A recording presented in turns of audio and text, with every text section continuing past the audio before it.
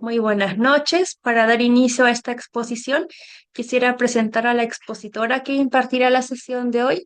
Su nombre es Alicia Fuentes, es psicóloga con un magíster en intervención psicojurídica y forense de la Universidad Diego Portales y un magíster en investigación en psicología de la Universidad Alberto Hurtado.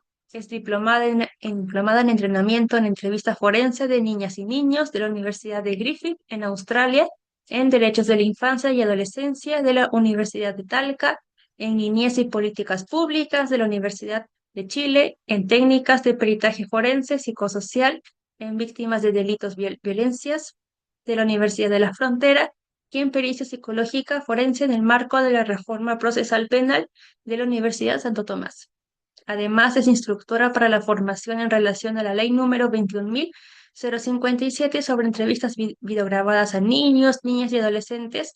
También es docente y relatora en temáticas relacionadas con el abuso sexual infantil, técnicas de entrevista y vulneración de derechos de niños y adolescentes, además de ser directora de la consultora Justicia e Infancia. Dicho esto, le damos el paso a Alicia para que inicie con su presentación. Muy bien, muchas gracias Mari por la presentación, muchas gracias a todas, a todos por estar aquí hoy día. Tengo la impresión de que veo caras conocidas. Herminda creo que la vi ayer, creo también en un seminario, así que también bienvenidos, bienvenidas entonces a este espacio. Saludos a todos los que están también saludando a su vez en el chat de diferentes partes también de Chile. Veo por ahí Futrono, Pichilemu, la Florida también, que es donde yo vivo, Puerto Varas, diferentes lugares. Así que buenísimo, Melipilla, Quillota, se están sumando también los lugares de Chile también desde donde están, Villarrica, Temuco, Peñaflor, Calama, Talca, buenísimo. Aguante la Florida, muy bien. Muy bien los que somos de la Florida. Rancagua, Isla de Maipo, Valparaíso. Uf, ya. Muchísimo. Ahora, desde Uruguay, miren, no estamos solamente acá desde Chile, buenísimo, también maravilloso. Arica, Teodoro Schmidt, Temuco, Osorno, Los Andes, bien, maravilloso. Wow. Me encanta. Ah, también estuvo ayer Maribel. Buenísimo, ya. Quiso ahí repetir también otro día más. Muy bien. Voy a buscar entonces mi presentación para que comencemos. Si quieren ustedes, mientras pueden dejar ahí desde dónde están también mirándonos, de dónde están hoy día eh, conectados a este seminario. Acá ya encontré mi presentación. Y bien, vamos entonces a lo que nos convoca hoy día. Em, Enfoque informado en trauma. Eh, Creo que también partimos, digamos, algo importante desde ahí, si bien estamos hablando, ¿cierto?, en un seminario que es en contexto del diplomado en abordaje psicosociojurídico. Yo parto desde esta temática porque creo que también cuando hablamos de vulneración de derechos, en muchos casos hablamos de trauma, ¿cierto? Pero el trauma, si bien, ¿cierto?, puede ser tratado desde lo psicosocial, el trauma también está instalado en los procesos de justicia. Entonces quise pensarlo desde ahí, ¿cierto? El enfoque informado en trauma, también relacionado con la prevención de la violencia. Espérenme, por ahí, ahí, ya, alguien estaba desmuteado, pero se muteó. Y también mirar esto, por supuesto, desde la perspectiva ecológica, del modelo ecológico de Bronfenbrenner, desde el punto de vista psicosocial y también desde el punto de vista legal. Les cuento que esta presentación yo hace poquito también la hice, por supuesto con algunos cambios, pero la hice en un congreso en el que estuve hace 2 semanas casi, em, en New Hampshire, cerca de Boston, en un congreso que hablaban sobre trauma. Creo que era la única latina que iba desde Latinoamérica, y con el inglés que uno tiene, bien básico, pero aquí estuve ahí presentando esto que también es parte de una investigación que estoy haciendo, ¿cierto? El trabajo del trauma, pero también en el mundo de la justicia, porque también está ahí el trauma presente y cómo también podemos en ese sentido tener mejores prácticas. Así que ahí, súper. Muchas gracias, Herminda, que me manda también esos aplausos. Súper. Bueno, yo parto aquí, quizás es muy breve, pero la verdad es que es muy conciso porque la violencia en contra de niños, niñas y adolescentes es una problemática que tenemos instalada. Cuando yo, bueno, el mismo diplomado yo hago una clase donde hablamos sobre violencia en contra de la infancia, hago un recorrido histórico, y vemos que la preocupación por la violencia en contra de la infancia en realidad es un fenómeno social reciente. La preocupación, el maltrato es algo de larga data, pero la preocupación social eh, cierta, como seria, formal, está quizás situado con algunos hitos históricos alrededor de la década del 60. No tenemos ni 80 años casi ni eso, en relación a la preocupación real respecto de la violencia. No obstante, igualmente es un problema de tal magnitud que podemos considerarlo un problema de salud pública, de derechos humanos, de justicia social a nivel mundial. Esto afecta a niños, niñas y adolescentes en todo el mundo, con cifras que son tan alarmantes que en realidad llegan a ser prácticamente una pandemia. Si consideramos lo que nos pasó con el COVID, cuando veíamos las cifras mundiales al respecto, es para considerarlo claramente como digamos, una situación pandémica. Además de eso, diversas investigaciones nos han mostrado que las experiencias de violencia durante la infancia, quizás las más conocidas, las más típicas también, el abuso sexual, el maltrato físico, la negligencia, la violencia intrafamiliar, la explotación sexual, la violencia comunitaria y la victimización institucional, por ejemplo, la victimización secundaria, la que se da sobre todo en aquellos casos de situaciones judicializadas que requieren que un niño o niña pase por diferentes instituciones también. También ahí, si no hay un buen abordaje, también se puede producir afectación, se puede producir victimización. Todo esto genera consecuencias profundas y persistentes en nuestro desarrollo psicológico, neurobiológico, social y relacional. Aquí incluso podemos hablar, ¿cierto?, de algunos aspectos, de algunos elementos o componentes del trauma complejo, ¿cierto? Aquellas situaciones que implican em, violencia interpersonal, o sea, violencia en los vínculos, repetitiva, acumulativa, que ya no son hechos aislados eventualmente de violencia, sino hechos sistemáticos de violencia que vive un niño y que pueden tener estas manifestaciones muy profundas de daño en diferentes ámbitos y que trascienden, por supuesto, la etapa infanto-juvenil y pueden también aparecer, o digamos, continuar más bien, durante la adultez también. Y desde ahí yo tomo un concepto bien relevante que he hecho, bueno, el congreso que les contaba yo, el que fui, que estuve hace 2 semanas cerca de Boston, es en una universidad que es donde ha trabajado Finkelhor, David Finkelhor, que ha trabajado, primero durante muchos años, quizás los que trabajan en abuso sexual recordarán el clásico modelo de las variables traumatogénicas que Finkelhor junto con otro autor, con Brown, plantearon, pero eso ya, digamos, hace bastantes años. Y en el 2007, poco más reciente, ¿cierto? Este mismo autor, Finkelhor, plantea este concepto de victimología del desarrollo. Le da como un sustento mucho mayor a lo que implica el tema de la violencia en la infancia y con este concepto nos permite estudiar cómo los niños, niñas, adolescentes sufren múltiples formas de victimización según su etapa evolutiva, su nivel de dependencia respecto de los adultos y el riesgo que hay también en su entorno. Y acá también uno va viendo, ¿cierto?, una concepción más ecológica de la violencia en contra de los niños, no solamente mirándola como lo que ocurre en un vínculo en particular, ¿cierto? Entre un niño, por ejemplo, y las personas adultas de su familia, sino también todo el contexto en el cual está inserta esa familia y ese niño. Desde ahí vamos entonces a entender el trauma infantil como una respuesta que es multidimensional, es psicológica. Creo que durante mucho tiempo eso lo hemos tenido muy clara, muy claro, pero también la respuesta neurobiológica. Nuestro cuerpo también responde al trauma, va registrando ese trauma y también lo va conservando, lamentablemente. Y además también la respuesta a nivel de los vínculos, de las relaciones, que es algo que se afecta muchísimo cuando la violencia que origina los traumas infantiles es de carácter interpersonal. O sea, no es cualquier persona la que violenta a un niño, sino que hay personas que son cercanas, que están a cargo de su cuidado, que son justamente las personas que deberían protegerlos, aquellos que los victimizan. Y esto en relación a eventos altamente amenazantes, adversos, que van a sobrepasar la capacidad que tiene un niño para poder afrontarlo, ¿cierto? Para poder, desde sus propios recursos, poder hacer frente a esa situación, sobre todo cuando eso además transgrede permanentemente sus límites personales, corporales, relacionales.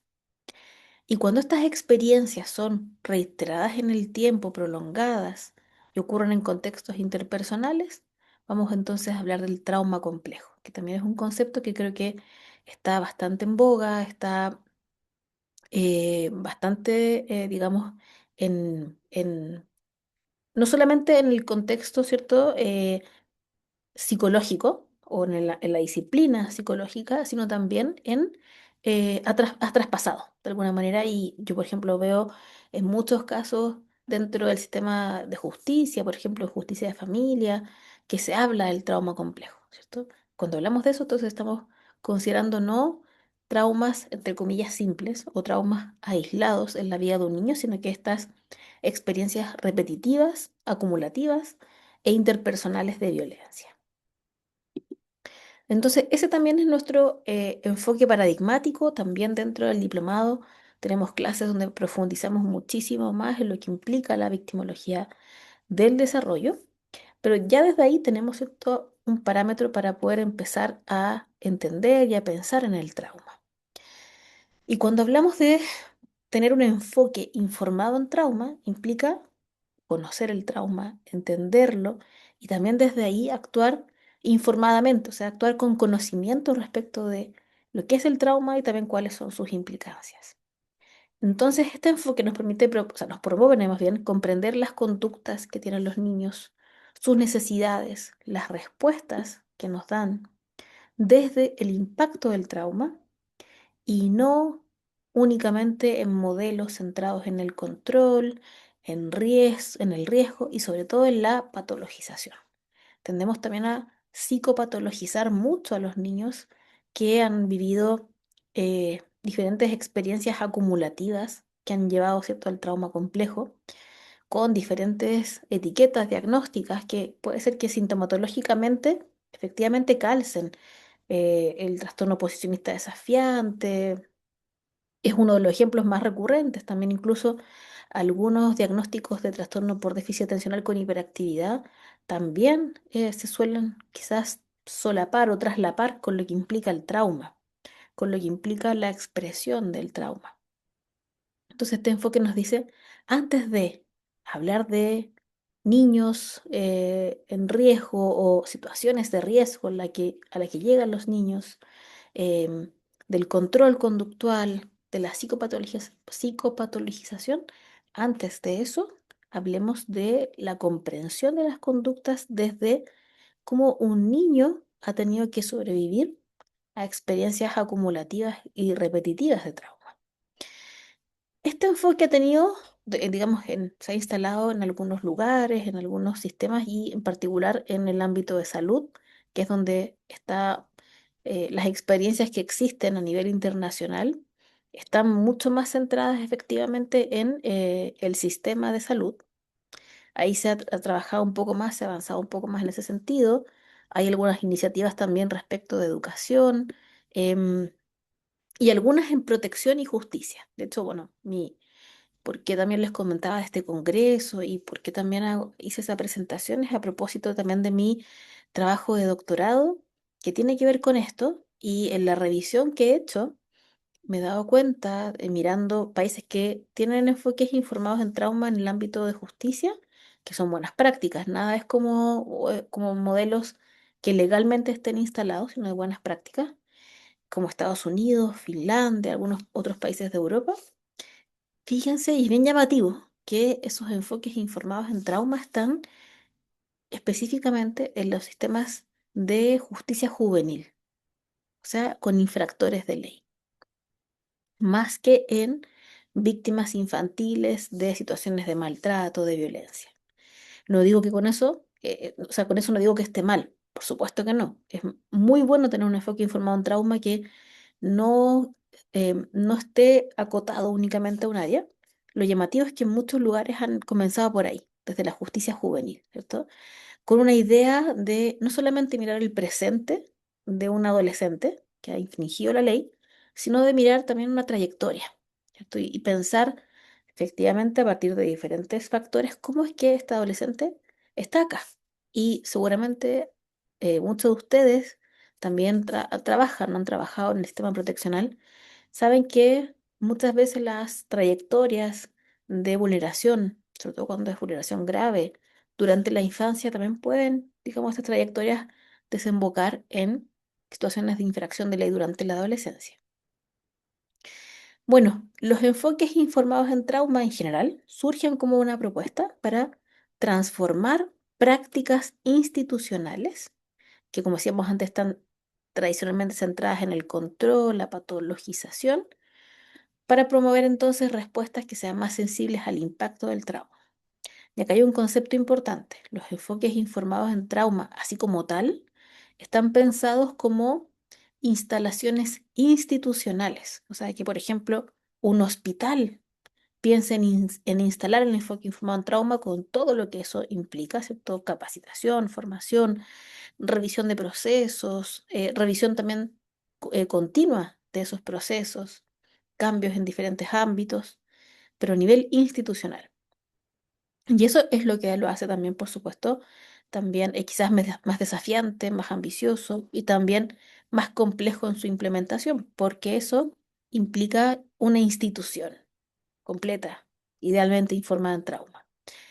En otros contextos, por ejemplo, lo que les comentaba yo sobre justicia en general, y sobre todo en el ámbito de protección, lo que vemos son prácticas. O sea, no es algo institucional, como instalado de manera más macro, sino más bien son prácticas o prácticas como más específicas, prácticas o buenas prácticas que a veces algunos lugares tienen. Si pienso yo en el ámbito, por ejemplo, de justicia de familia, hay tribunales que han avanzado en algunas buenas prácticas, residencias, algunos programas, pero son prácticas que están como asentadas en ciertos lugares más que enfoques más grandes instalados a nivel institucional. O sea, sería también ahí un gran desafío pensar en un tribunal, por ejemplo, completo, desde quien atiende en la puerta, en el mesón, hasta el comité de jueces, los administradores de un tribunal o el administrador de un tribunal, todos trabajando desde un enfoque informado en trauma, pero eso también, por supuesto, requiere también esfuerzos más potentes. Les traigo aquí los fundamentos y principios de este enfoque. Les traigo lo que nos dice este centro sobre abuso también y salud mental. SAMHSA 2014 es como el clásico que nos habla sobre el sistema de enfoque informado, o sea, de enfoque informado en trauma o el sistema informado en trauma desde las cuatro R's. Eso de las cuatro R's que están en inglés, pero también tiene algo parecido, ¿cierto? En la traducción en español. Lo primero es reconocer el impacto del trauma. O sea, primero como sensibilizarnos, entender lo que es el trauma, las diferentes, digamos, distinciones que hay, conocer cómo el trauma opera en el desarrollo integral en diferentes ámbitos de un niño para luego avanzar hacia el siguiente punto, que sería identificar. O sea, una vez que ya conozco, ¿cierto? El trauma, el impacto, puedo avanzar en la interacción que tengo con un otro, por ejemplo, con un niño, identificar en ese niño signos y síntomas de el impacto del trauma, ¿cierto? Y desde ahí quizás ya no los miro como una resistencia, por ejemplo, cuando un niño tiene, por ejemplo, no sé, crisis conductuales o dificultades para establecer vínculos, más que ponerle una etiqueta diagnóstica buscando quizás algún trastorno, ¿cierto? O una psicopatología, si conozco el impacto del trauma, muy probablemente voy a identificar que esos síntomas o esas manifestaciones de un niño están relacionadas con el trauma.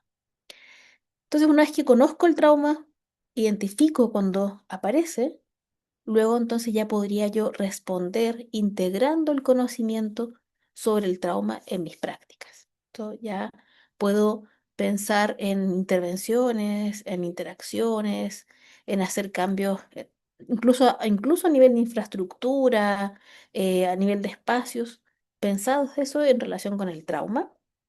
Y el cuarto punto tiene que ver con, así lo dice la traducción, resistir la retraumatización. Siempre está la posibilidad de que el trauma, en el caso de un niño o niña, reaparezca, ¿cierto? Entonces, anticiparme a eso, prevenirlo, pero también implica trabajar el impacto que tiene el trauma de los niños en las personas que trabajan con los niños, ¿cierto? El trauma que de manera vicaria puede también estar, ¿cierto?, impactando a los cuidadores, a las personas que trabajan con un niño, que interactúan con un niño, ¿cierto?, en algún contexto.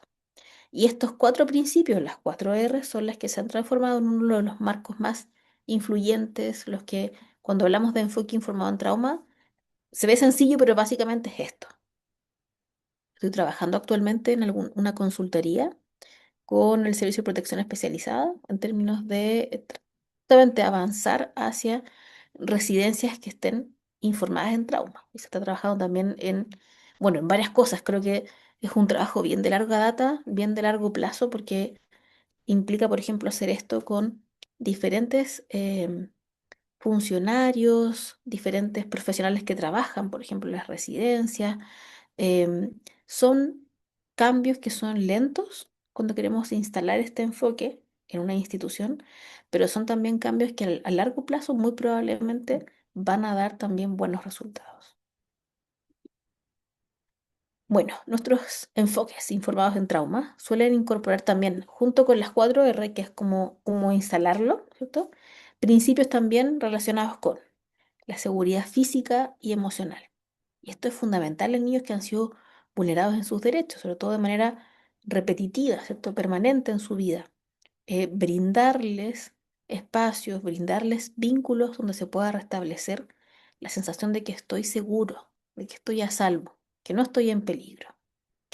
También la confianza, la transparencia en términos de procesos, de vínculos, también la colaboración, que sobre todo está pensado en colaboración niños adultos, colaboración en equipos, en personas que trabajan con los niños, en una institución y entre instituciones. Muchas veces los niños, por las situaciones que han vivido, por ejemplo, pueden estar en una residencia proteccional, ¿cierto?, que es un lugar que los acoge y los está cuidando, pero también están, por ejemplo, en un programa de intervención, un programa de, digamos, vemos en Chile de reparación del maltrato, y también, por ejemplo, ese niño puede estar en un programa de representación jurídica, donde hay un abogado, un psicólogo, psicóloga, trabajadores sociales también, em, y la idea entonces es que esa colaboración también se dé interinstitucionalmente también en esos profesionales. La participación significativa. Se ha visto también que la participación no solamente es algo que se debe cumplir, porque es un principio. Un segundo, Josefa, voy a aclarar, quizás no sé si se dijo antes, no me acuerdo, pero este seminario tiene la lógica de que podamos, de que yo pueda hacer la presentación y al final dejamos un espacio. Yo sé que no es mucho, es apretado, pero más o menos unas tres preguntas y ahí entonces, Josefa, manos rápidas, cuando termine el seminario, cuando termine la presentación, usted ahí levanta la mano para que podamos ver su pregunta. Bueno, estábamos en participación, ¿cierto? Significativa, o sea, significativa para el niño, que de verdad sea una experiencia donde el niño se sienta tomado en cuenta, se sienta escuchado. Y la participación, además de ser un derecho, ¿cierto?, que debemos cumplir, también es un fin, o sea, es un fin en sí misma. Se ha demostrado que una participación de los niños de manera cuidadosa, respetuosa, ajustada a sus características, también es una forma de práctica restaurativa. Eso es muy importante. Y además la participación permite que los niños vayan poco a poco empoderándose, tomando también una participación o una titularidad, un ejercicio más directo, más propio de sus propios derechos, a partir de la participación. El empoderamiento, que implica también entregarle al niño las herramientas que necesita, sobre todo pensando en aquellas, digamos, aquellos recursos que no ha podido desarrollar o que quedaron truncados a propósito también de la violencia sufrida. También tienen que incorporar una sensibilidad cultural, un enfoque informado en trauma, que se instala en una institución tiene que entender dónde está esa institución, cuáles son los factores contextuales, culturales y también, por supuesto, de género. Y también, como aparecía dentro de las 4R, la prevención de la retraumatización. Importantísimo en el caso de un niño. eh, los estudios, las estadísticas nos muestran que em, cuando un niño ha sido victimizado, aumentan sus posibilidades de volver a ser victimizado, de la misma forma o de una forma distinta. Entonces es como que de alguna manera ese niño victimizado por primera vez queda más vulnerable a que pueda sufrir otras victimizaciones. Entonces también el foco está en frenar, por supuesto, lo que está ocurriendo, los hechos de violencia y también prevenir que vuelvan a ocurrir esos hechos u otros también distintos. Acá traté de armar aquí una infografía también en relación al modelo ecológico clásico, ¿cierto? La teoría ecológica del desarrollo humano de Bronfenbrenner. em, que también nos dice, ¿cierto?, que básicamente no estamos solos en el mundo, ¿cierto? Y cuando pensamos en un niño, ese niño está primero en un microsistema, o sea, en sus vínculos, inserto en sus vínculos más cercanos, familia, escuela, pares. Ay, quiero hacer un alto para saludar a Deyanira, que está además con un niño ahí, así que interesante tener ahí directamente a un niño participando o siendo, escuchando quizás esto. En segundo lugar, junto con esos vínculos muy cercanos, ¿cierto? Vamos a ir ampliando un poco la mirada y tenemos ahí el mesosistema o la interacción entre contextos. Por ejemplo, la interacción con instituciones cercanas en la misma comuna, por ejemplo, el barrio, la familia extensa también está dentro del mesosistema. El exosistema ya es ampliar un poco más la mirada, salimos un poco más, ¿cierto? Y ahí tenemos instituciones como, no sé, ministerios, también pueden estar los municipios, relacionados con trabajo parental o con servicios que se le pueden dar también a la familia, pero están un poco más alejadas, también incluso territorialmente están un poco más alejadas.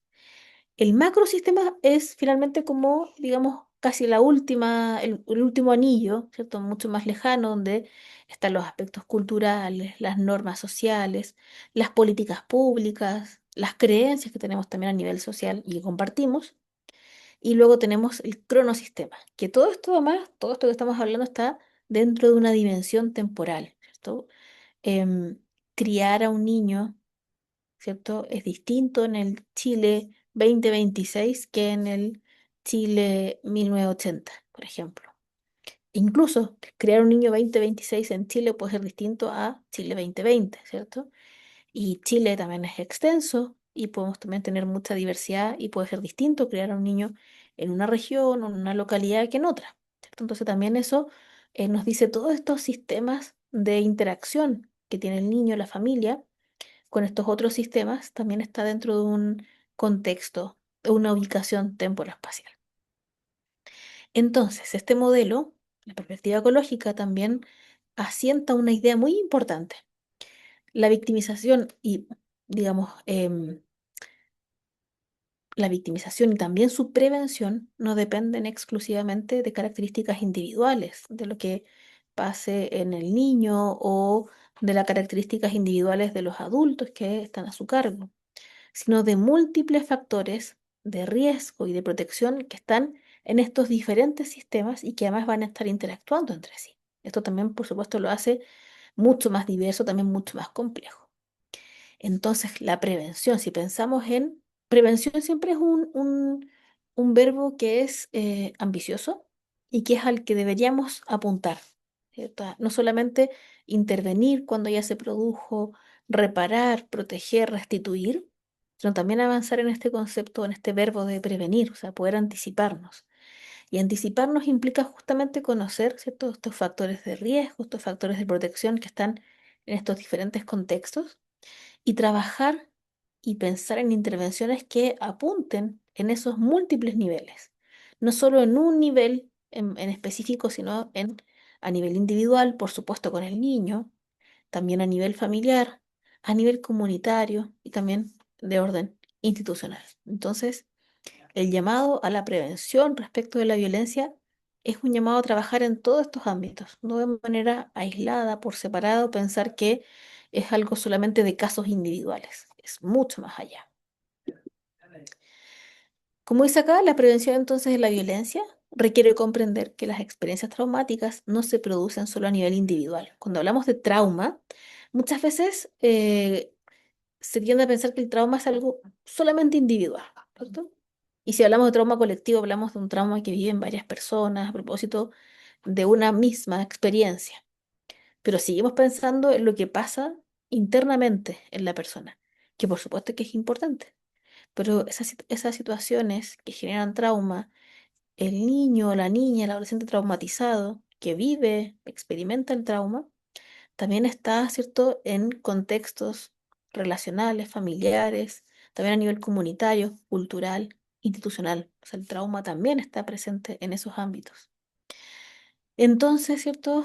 Reconocer que las respuestas institucionales pueden transformarse en factores protectores y también eventualmente en factores que pueden ser dañinos, de riesgo e incluso gatillantes de la retraumatización. O sea, avanzando ya pensando en sistemas de justicia y también sistemas de protección, todo lo que tenemos en nuestro país actualmente, las instituciones tienen que de alguna forma comprender, bueno, quienes trabajan, quienes operan, quienes toman decisiones en ellas, tienen que avanzar a comprender que sus actuaciones no son neutras, ¿cierto? Que si bien el daño que sufre un niño, el trauma que ha experimentado a propósito de violencia, de victimizaciones, se produjo, ¿cierto?, en un contexto relacional y eventualmente ya eso nos sigue operando, igualmente hay ciertas prácticas, hay ciertas respuestas institucionales que pueden también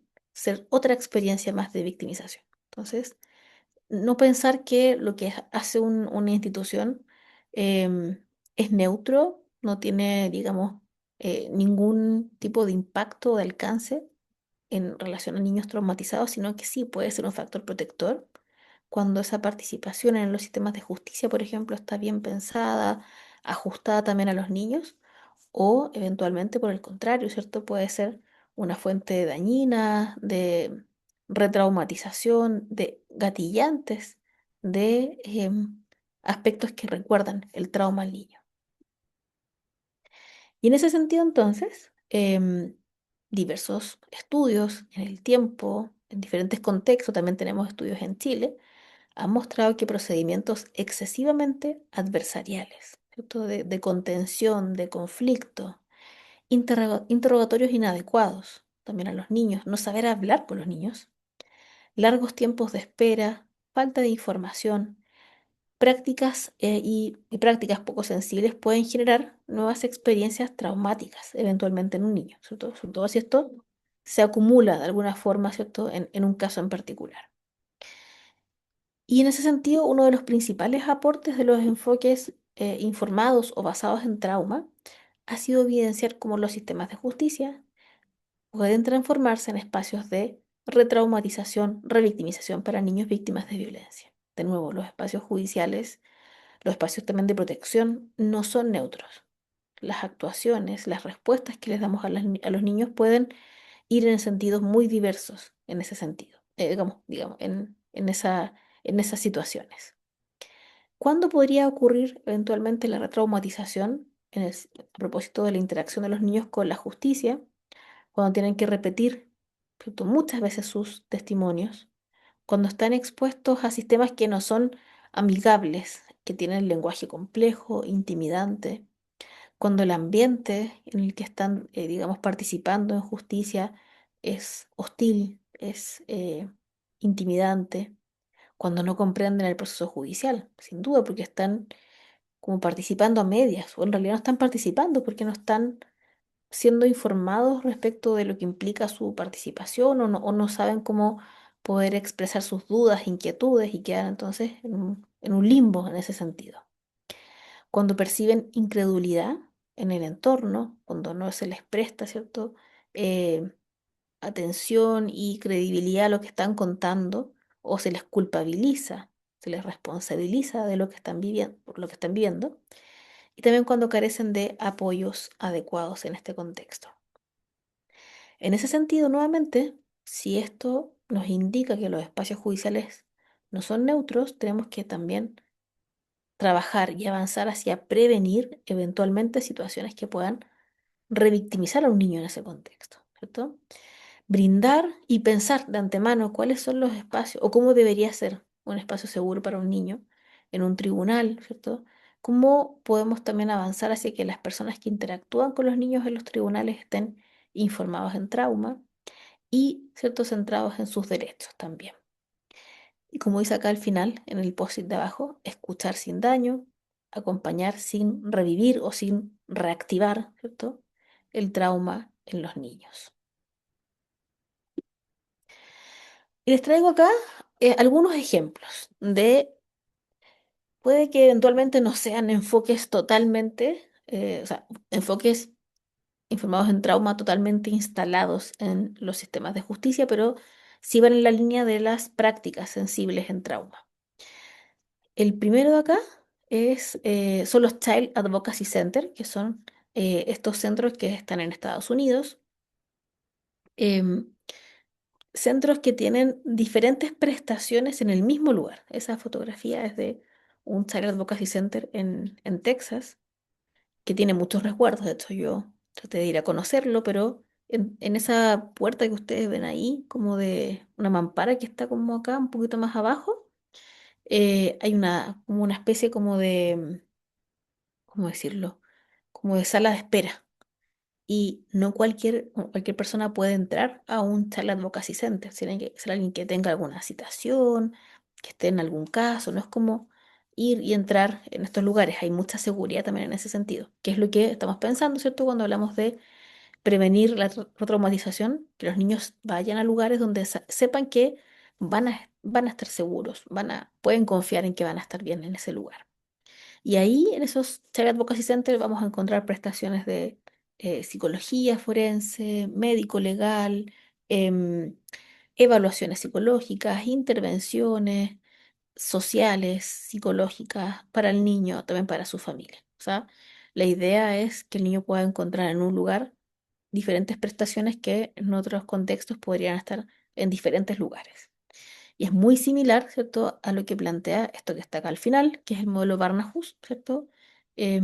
Traducido como la casa de los niños, que también integran servicios de investigación, de entrevistas, apoyo médico, terapéutico, bajo el mismo techo, de hecho, como la casa a la que van los niños.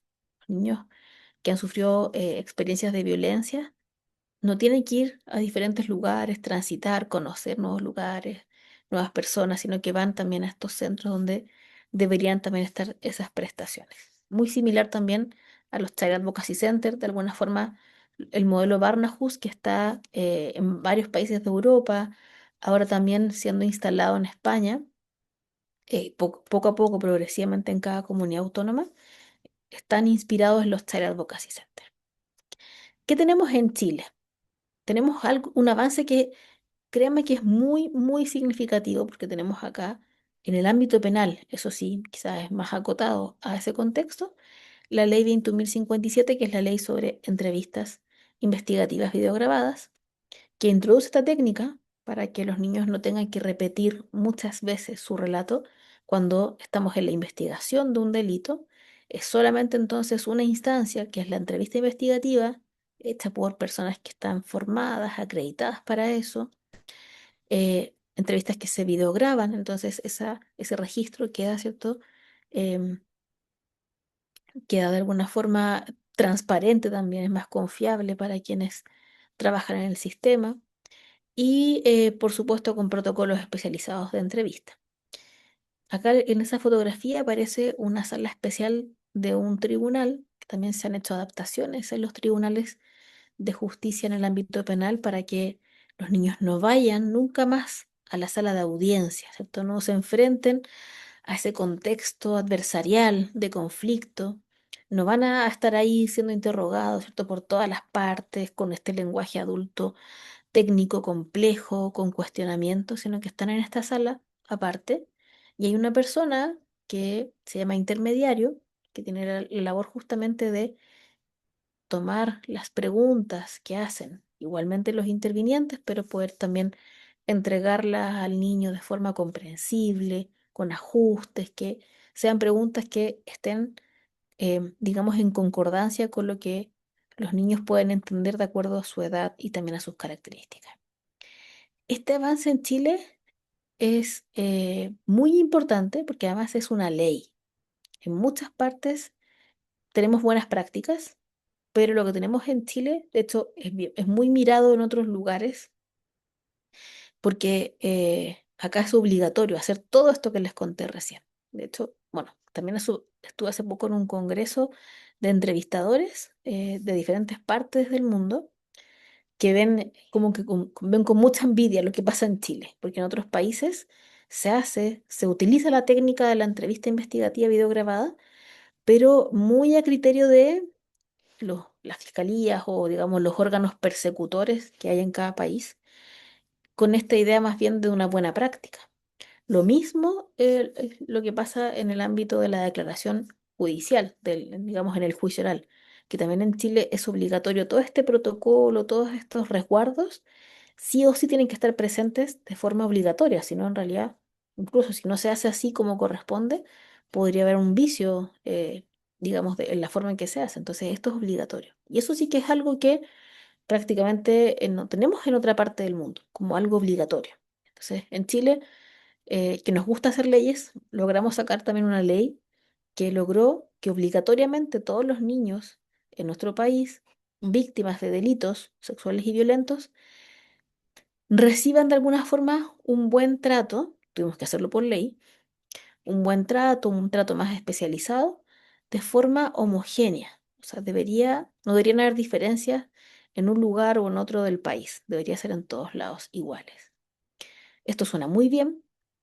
eh, Esto pone, por supuesto, a los niños en el centro, esto está muy en la línea de esta idea de la justicia centrada en los niños, pero continuamos teniendo desafíos importantes. Continuar, ¿cierto?, con procesos de formalización, perdón, formación especializada, ahí sí. Sobre todo pienso, por ejemplo, en otros ámbitos de justicia, como en familia, donde los niños también van a los tribunales en algunas causas, también tienen que ser escuchados y ahí no tenemos una ley que nos diga cómo hacerlo obligatoriamente a todos, sino que hay algunas buenas prácticas, pero también hay prácticas disímiles, distintas, y también se requiere más formación. Cultura institucional también que avance hacia esto, hacia sistemas de justicia centrados en el niño, informados también en trauma, por supuesto. Y la accesibilidad. Cuando hablamos de procesos inclusivos, pensamos en que todos los niños, niñas y adolescentes tengan la posibilidad de acceder a la justicia. No solamente los niños más grandes, los niños que responden preguntas, que tienen lenguaje verbal, sino todos los niños con sus diferentes formas de comunicación. Y eso sin duda que requiere de muchos esfuerzos, recursos, capacitación. Importantísimo entonces es avanzar hacia que los actores del sistema de justicia tengan mayor comprensión respecto del trauma, de lo que viven en los niños, y entonces también las interacciones que tengan con ellos sean informadas en trauma, sean desde ese conocimiento. Bueno, si ahora avanzamos, porque vimos perspectiva ecológica, ¿cierto? Hemos visto también elementos que tienen que ver con buenas prácticas también a nivel nacional, a nivel internacional. También pensemos en perspectiva de derechos, por supuesto, tienen que ser algo transversal y particularmente les traigo aquí, o pienso aquí, digamos, poner el punto de reflexión en cuanto a la participación y específicamente con estos dos modelos que son del ámbito psicosocial. Landy, un modelo clásico. Clásico porque además es más conocido, es más masivo que otros modelos que dicen o sea, que dice más bien, porque ella es una abogada de hecho, que dice que la participación infantil, para que se produzca y sea algo realmente adecuado, ¿cierto? Significativo, requiere que se garantice espacios inclusivos, adecuados, no solo espacios físicos, sino también como espacios vinculares, seguros e inclusivos para los niños, donde aparezca su voz, donde su voz sea la protagonista, también con un sentido de quién escucha a los niños, esa es la audiencia, ¿cierto? ¿Quién es el que le presta oídos al niño, ¿cierto? Y deberían ser aquellas personas que toman decisiones en los procesos judiciales. Y por último, también digamos, el criterio de la influencia, de que los niños, por supuesto, tienen el derecho a ser oídos, ser escuchados, pero que eso no quede como, ok, cumplimos el trámite y seguimos con lo nuestro en el ámbito judicial y tomamos la decisión como en paralelo a ese proceso, sino que también tenga algún tipo de incidencia. No para que la voz del niño sea lo único que se considere y que la decisión judicial siempre vaya a la línea de lo que quiere un niño, sino que lo considere como parte de la decisión junto con otros elementos, pero que esté incorporado, que esté razonado. Después tenemos otro modelo que es el de Bouma y otros colaboradores que son investigadores de Países Bajos. Ellos toman específicamente el artículo 12 de la Convención, que es el artículo que habla del derecho a ser oído, y lo transforman en un modelo de dimensiones.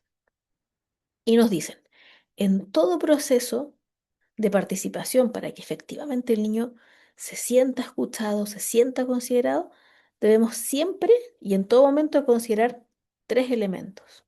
La información que tienen que manejar los niños, ¿cierto? Una información que tiene que ser adecuada, ajustada a su capacidad de comprensión. La escucha, una escucha activa, con tiempos, con procesos, con personas capacitadas para poder hacerlo.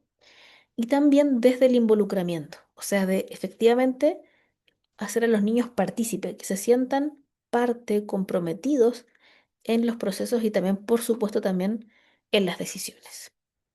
Y esto en contexto de trauma tiene una especial relevancia. Los niños traumatizados que han sufrido, digamos, o tienen estas experiencias de trauma por em, reiteradas y permanentes situaciones de violencia, lo que un aspecto que también se siente que está muy dañado tiene que ver con el control sobre mis propias experiencias, en el caso de los niños, con la posibilidad de influir en su entorno. Por el contrario, lo que han sentido es que más bien viene un otro que tiene un cierto, digamos, poder, una cierta asimetría también en la relación conmigo, y a propósito de eso es que me daña. Entonces, la sensación de los niños es que no tienen control. Están estos procesos de indefensión que muchos autores también han explicado, esta sensación de que no tengo herramientas en el mundo para poder yo protegerme o pedirle a otros que me protejan. Entonces, cuando hay prácticas excesivamente paternalistas, asistencialistas, adultocéntricas, ¿cierto? Esto también puede invisibilizar las necesidades y las experiencias de los niños y niñas, y desde ahí la participación puede efectivamente avanzar en que los niños se sientan más em, digamos, protagonistas de sus procesos y también eso influye en las posibilidades de recuperabilidad del trauma. Investigaciones recientes nos dicen o nos sugieren que tenemos avances, pero también continúan existiendo muchos desafíos importantes. Uno de los más cruciales siempre es la formación, tener procesos de capacitación, ¿cierto? Para, en este caso, los actores del sistema de justicia. Cómo también se transforma la cultura institucional, las posibilidades de mayor acceso a todos los niños, niñas y adolescentes con diferentes, ¿cierto?, características y la comprensión del trauma en los actores judiciales. Que no sea algo que no importe, sino que sea algo relevante, aun cuando no sea, digamos, no, la participación del niño sea en un momento en particular, un encuentro único, como también se dice, y no un proceso de larga data. No importa, igualmente tenemos que tener consideraciones en relación con el trauma. Y ya casi ya cerrando este seminario, entonces tomamos el modelo ecológico, ¿cierto? Los modelos de participación, todo lo que tiene que ver con enfoque informado en trauma, y tenemos que avanzar hacia la prevención. Y en Chile esto es fundamental, instalar con mucho más fuerza la prevención, porque tenemos estadísticas muy duras, muy complejas en cuanto a maltrato, a negligencia. También las estadísticas muestran cómo ha ido subiendo año a año la cantidad de niños que ingresan a el ámbito proteccional en nuestro país a propósito de la negligencia y también, por supuesto, en el ámbito de los delitos sexuales. Eh, Hemos llegado a tener cifras muy alarmantes en ese sentido, más de 40.000 casos anuales que son denunciados, más todos los otros casos que quedan ahí en la oscuridad, en la sombra, que son la cifra negra. Entonces, tenemos lamentablemente una estadística eh, que es alarmante. Tenemos que trabajar, por supuesto, en restituir esos derechos, en brindar posibilidades de recuperabilidad, ¿cierto? Pero también tenemos que pensar, además de eso, en cómo podemos prevenir para que también estas cifras empiecen a bajar en algún momento, porque están al alza permanentemente, es como que año a año uno mira y esto no cambia o peor, va hacia arriba.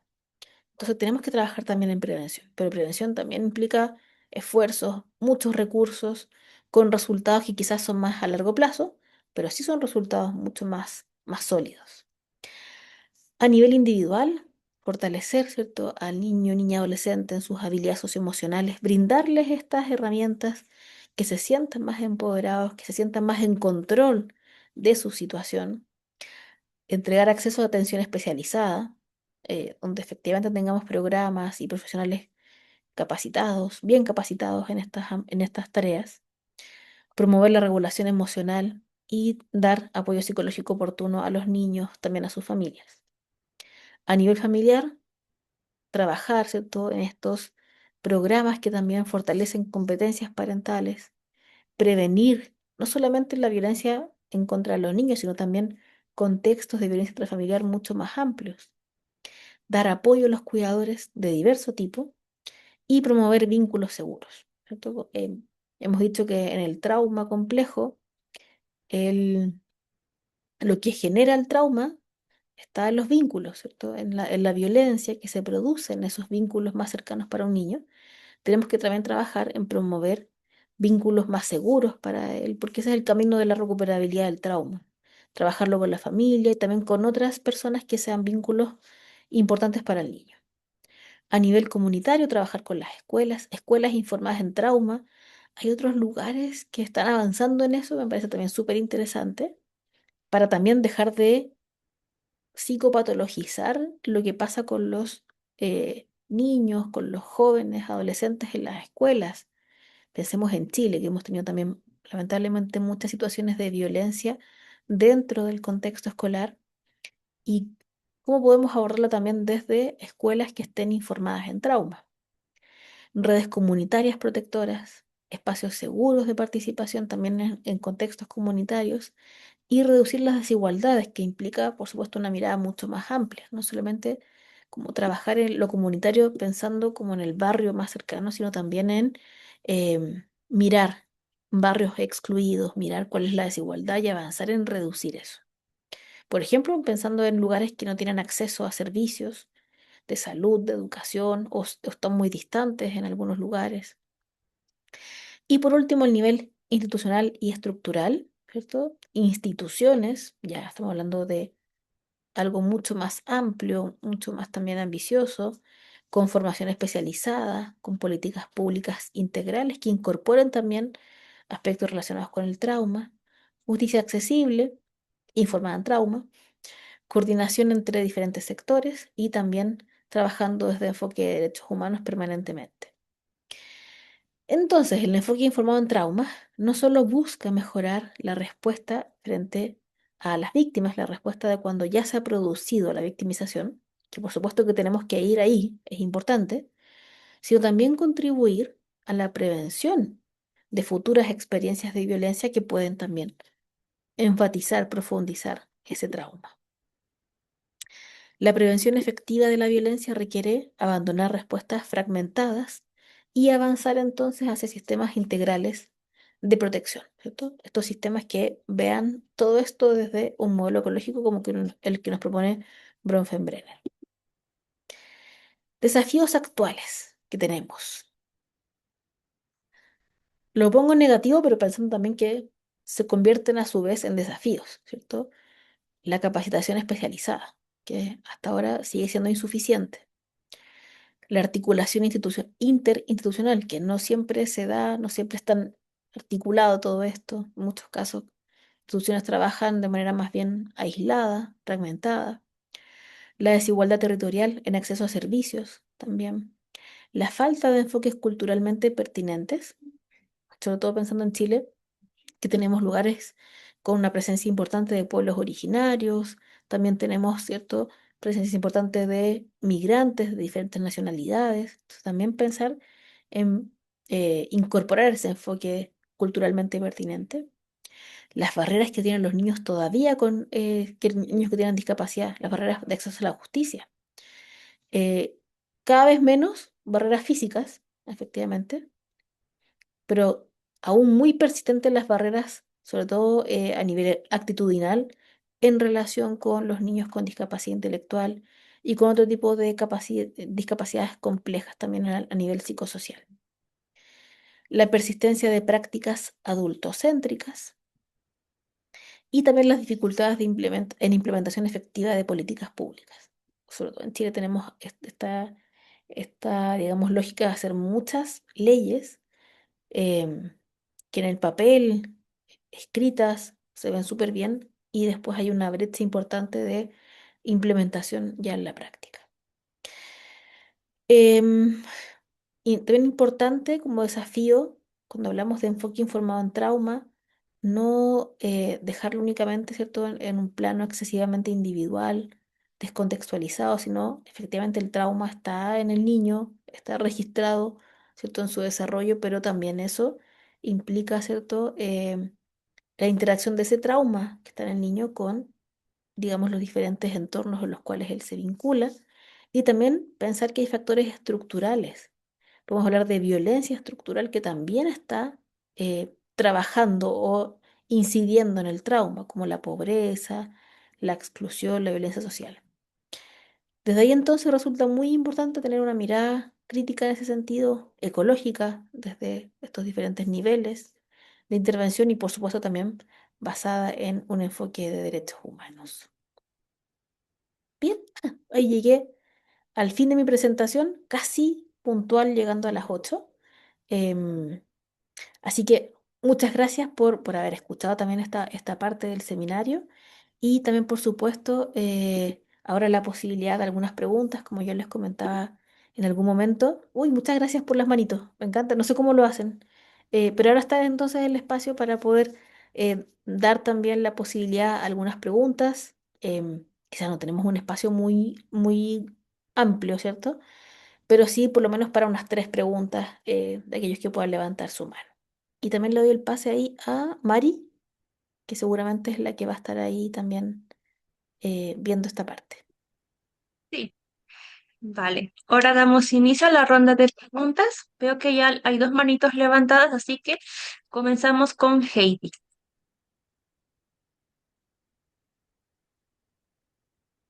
Así que Heidi, Hola, ya te habilité cuando ¿ah? guste. ¿Te me escuchas? Aló, aló. ¿Sí? ¿Todo Sí, bien? te Ya. escuchamos, Heidi. Muchas gracias por la presentación, muy provechosa. Quería hacer una pregunta. Yo actualmente estoy en una práctica profesional en psicología y tengo una pregunta respecto a una paciente. Me pasa que ella tiene un historial de vulneración constante, ¿cierto?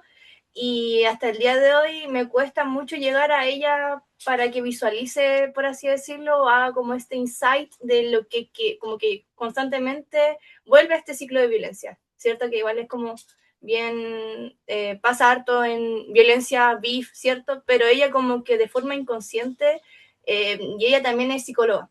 Entonces, conoce muchos tecnicismos, conoce la teoría, pero como que no logro llegar a ella para que comprenda su situación en el fondo, como que entienda que constantemente ella como que está llamando a esto, entendiendo también todo esto ecológico, lógico que no la juzgo ni nada por el estilo, pero me está costando mucho por todos estos mecanismos de defensa que también afloran cuando intento. Entonces, ahí como que me gustaría saber qué podría hacer yo, ¿cierto? En mi práctica. Ya, Heidi, muchas gracias. Yo en general trato de ser bien responsable y no dar como sugerencias para casos concretos porque no conozco todo el caso. Me encantaría poder tenerlo, por ejemplo, en un ámbito de supervisión donde sí uno puede tener más tiempo también en ese sentido. Pero importante cuando estemos trabajando, Heidi, a veces uno dice, ¿cómo hago para que me escuche? ¿Cómo hago para que, no sé, adopte esta información, la incorpore o una técnica en particular? Quizás antes de eso el trabajo pasa por el trabajo vincular, ¿cierto? De colaboración mutua. Si entiendo, pensando también en el contexto de este seminario, estamos hablando, ¿cierto? Quizás de un caso donde hay trauma, sobre todo si es un trauma interpersonal, los vínculos están afectados, no solo los vínculos pasados, sino también los nuevos vínculos que se hacen. Y el vínculo terapéutico ahí es fundamental. Entonces, quizás antes de pensar en cómo trabajo ciertas cosas en particular, quizás revisaría cómo está también el vínculo para saber si ese es un contexto, ¿cierto? Vincular, seguro para esa persona, donde se siente cómoda, protegida, donde también tiene esta posibilidad de expresar lo que le pasa, lo que siente. Yo eso lo vería, Heidi, no quiero andar mucho más allá porque de verdad creo que cuando hablamos de casos, ¿cierto? En contextos así, igualmente no vamos a ver todo el caso, como para tener una información más completa, ¿cierto? Para poder ir más allá, pero por lo menos pensaría en eso. Bien, ahora tendríamos a Amanda.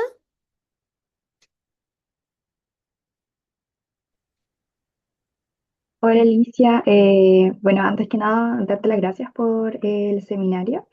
Y bueno, mi pregunta apunta un poco a, me he dado cuenta que en los colegios y en general como en muchos lugares, últimamente está pasando mucho de que por una acción o por algún acontecer, como que una persona es muy como, se le pone una especie de etiqueta y muchos como Ujú. que terminan como criticándola, como hay mucho bullying, muchas cosas así. Sí. Y quería saber cómo podría, por ejemplo, un colegio intervenir, porque qué pasa que, no sé, por ejemplo, una chica vivió algo y está siendo revictimizada, por ejemplo, por sus compañeros en el Ujú. colegio. ¿Cómo podría aquí esto, no sé, el colegio hacer una especie de intervención, dado que este mismo como contexto que debería ser protector de los compañeros, está Mm. revictimizando a alguna compañera? Súper, wow, es desafiante lo que me estás preguntando, Amanda, Un caso porque cercano. justamente apunta a, por ejemplo, a tener colegios, instituciones educacionales informadas en trauma, porque sí podemos, o sea, de hecho, los niños que han sido victimizados en diferentes ámbitos, detectado o no, van a los colegios. Y el trauma ahí aparece porque los niños pasan gran parte del tiempo en el colegio, em, desarrollan vínculos importantes en ese contexto. Y si los problemas están a nivel vincular, por supuesto que van a volver también a aparecer en ese sentido. Y ahí Amanda, antes de cualquier intervención en particular, para que no sea como una intervención como aislada y desde el ensayo y error, así como, a ver, voy a ver esto y después veo si resultó o no. Primero partiría por la revisión de cómo está la institución, ¿cierto? De sus protocolos, sus diferentes, digamos, no sé, materiales, documentos oficiales. Y también haría como una exploración en todos los ámbitos de la comunidad educativa. Estudiantes, docentes, eh, auxiliares, también personas que trabajan a nivel quizás más directivo o administrativo y desde ahí recoger, ¿cierto? Em, un diagnóstico de alguna manera y luego pensar en qué tenemos que hacer, ¿ya? Si, por ejemplo, quisiésemos avanzar en instituciones informadas en trauma, ese también es un primer momento para saber cómo tengo que instalar ese tipo de enfoque. Y también desde ahí, ¿cierto? Ya ir a prácticas más específicas, ¿cierto? Pensar en convivencia escolar, qué hago también con los vínculos entre los estudiantes, cómo ayudo a mejorar aquello, pero antes de hacer, ¿cierto? Alguna intervención en particular, yo miraría un poco más a la institución, miraría cómo está esa institución para que si pienso una intervención en particular, tenga como, o sea, como que esté en un terreno fértil, efectivamente, y sea algo que sea útil para esa comunidad educativa y no que sea como una especie de ensayo y error, como pruebo una cosa, no me resultó, pruebo otra. Trataría de hacer algo como un poco más profundo en ese sentido. Ahí Héctor, por ejemplo, dice reglamento interno, con protocolos, miraría como la institucionalidad del colegio, miraría también sus diferentes estamentos, las diferentes personas que son parte de la comunidad educativa, y luego desde eso ya avanzaría quizás a pensar en prácticas más específicas, pero también conociendo a la institución y a las personas que la componen. Eh, tengo por ahí, dice Jimena, en el chat, dice, habla de que tiene que ser una pregunta muy delicada de un caso. Entonces yo, Jimena, ahí te sugiero que en una instancia así donde veo 400 personas, somos muchos, yo creo que es preferible no tampoco hacer preguntas quizás tan delicadas. Eventualmente te voy a dejar aquí mi correo si gustas para quizás podamos tener esa interacción vía correo, pero si es un caso más delicado, creo que no tenemos el tiempo, ¿cierto? Ni el contexto como para poder hacerlo, así que ahí te dejo mi correo si quieres, ahí lo podemos conversar. Y Mari, creo que tenemos espacio para una pregunta más. ¿Tú me dices Sí, ahí? así es. Sí, Ya. tenemos un espacio para una pregunta, así que quien sigue es María Olga.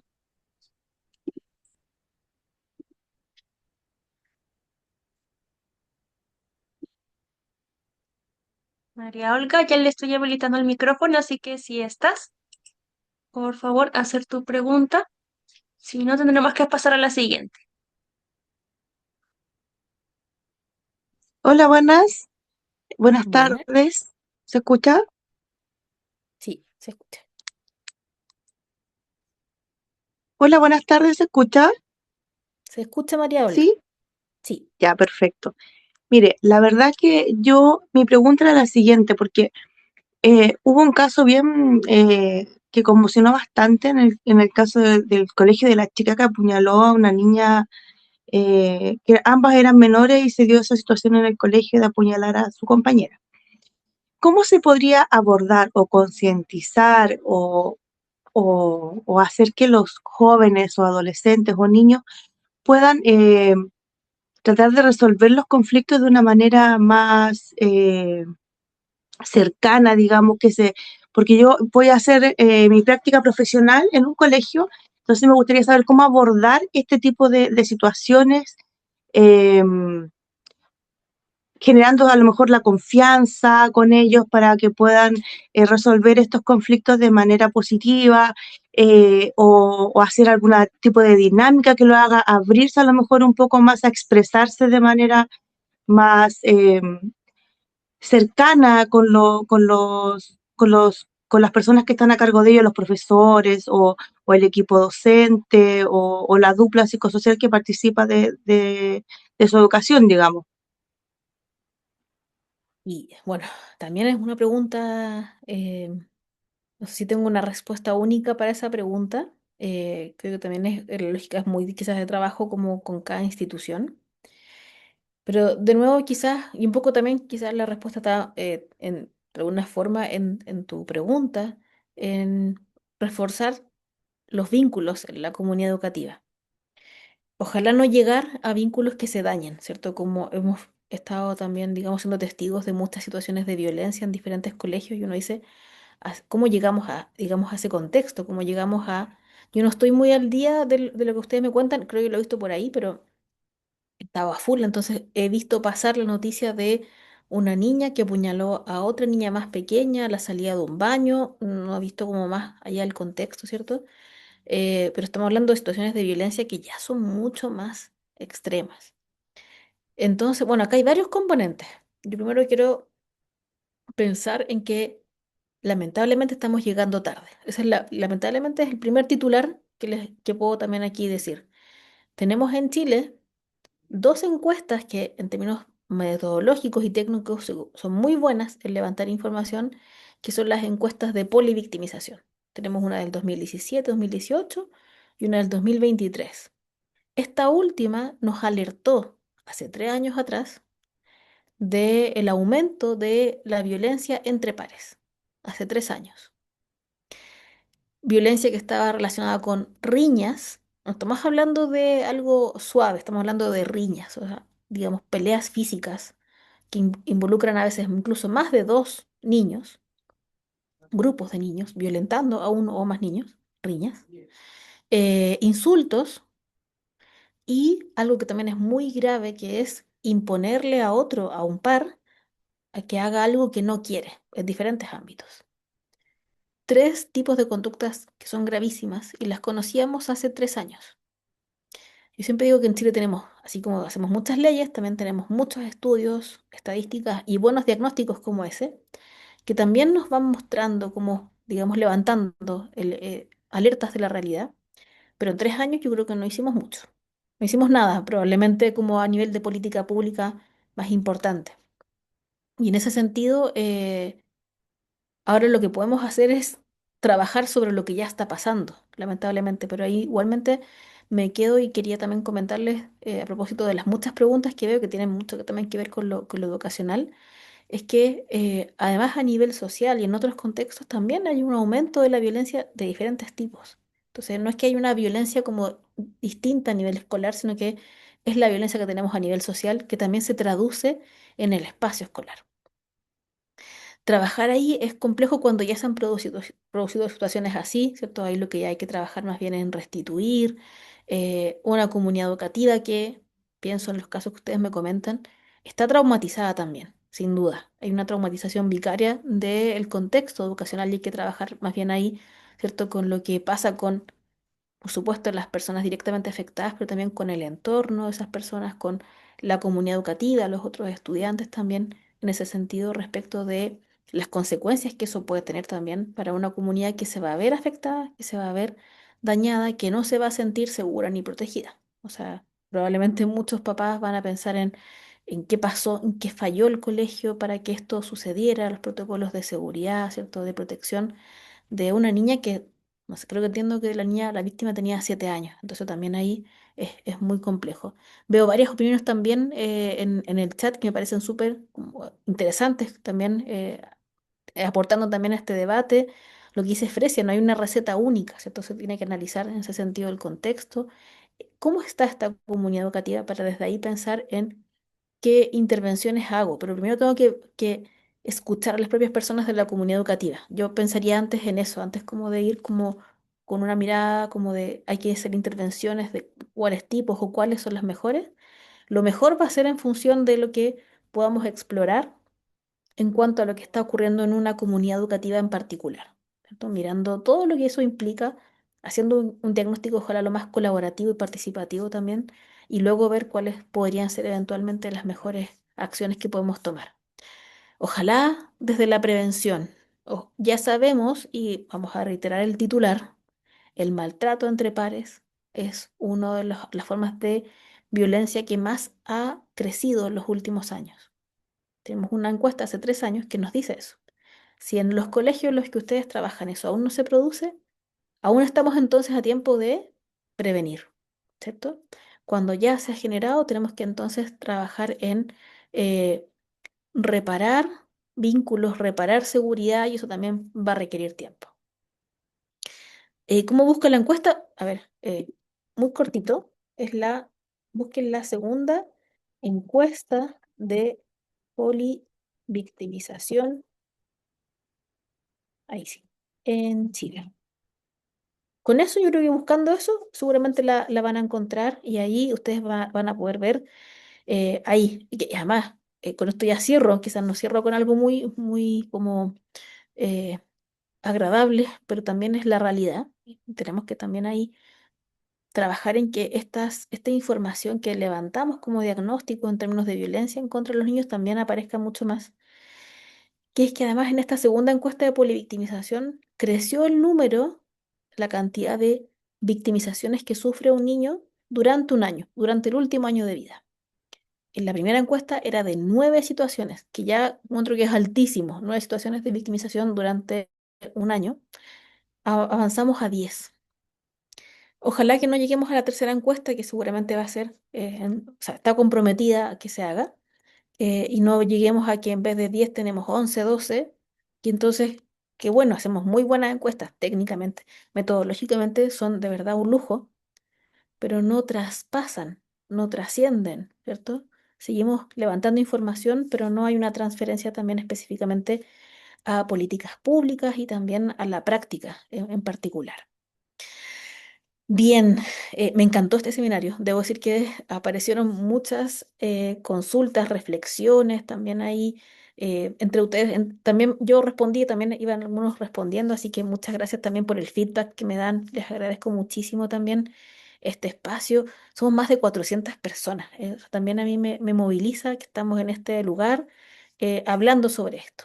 Y ojalá llevemos estos mensajes y los que quieren ver la encuesta la vean, la lleven a sus lugares de trabajo, donde están estudiando y sigamos también hablando sobre esto, problematizando esta pandemia que tenemos, ¿cierto?, en nuestro país respecto de la violencia y las formas también de trabajar que podemos hacer en ese sentido.